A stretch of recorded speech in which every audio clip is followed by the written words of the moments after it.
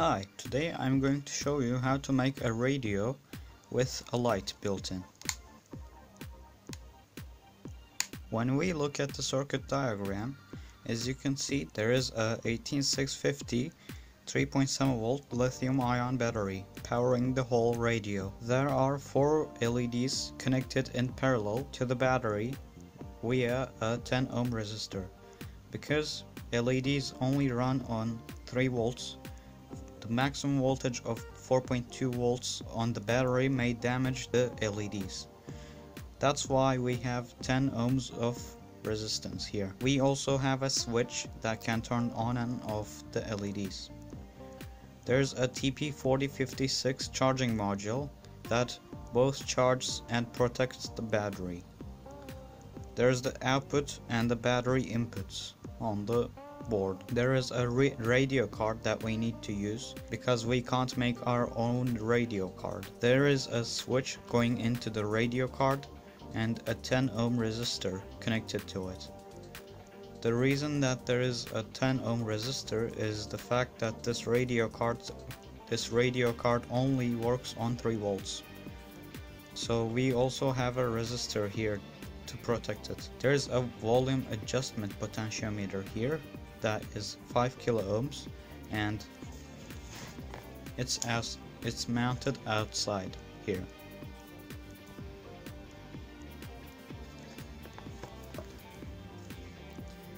And lastly, we have a speaker and an audio jack to plug in headphones. So let's try to turn it on and connect to a radio station.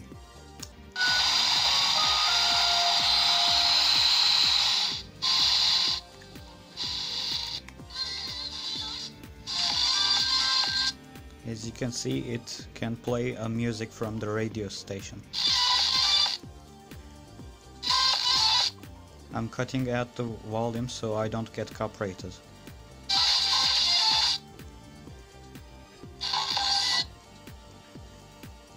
As you can see, it works. And if we flip the other switch here, it also activates the LEDs. If I turn off my desk lamp,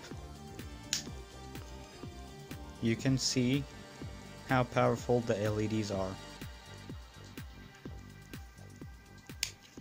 And we can charge the battery from the micro USB port on the TP4056 battery charging module. As you can see, there is a red light appearing when you plug in the cord, and it disappears when you unplug it. This red light turns into blue light when the battery charges fully.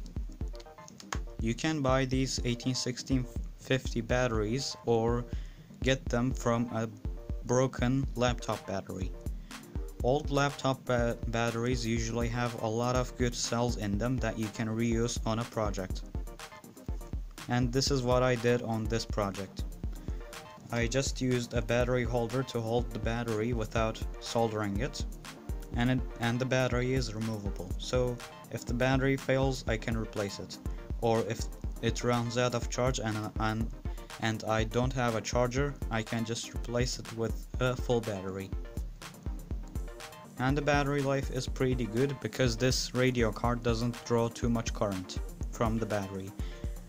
When the volume is at max, it draws about 200 milliamps, and when the volume is on low, it draws 100 milliamps, and when you put the volume on medium, you get 150 milliamps of current draw.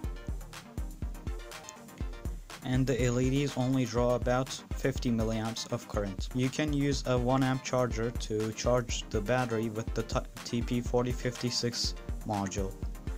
We didn't use a fuse on this project because the TP4056 module already has an internal fuse that protects the battery from short circuits and overcharging or over discharging.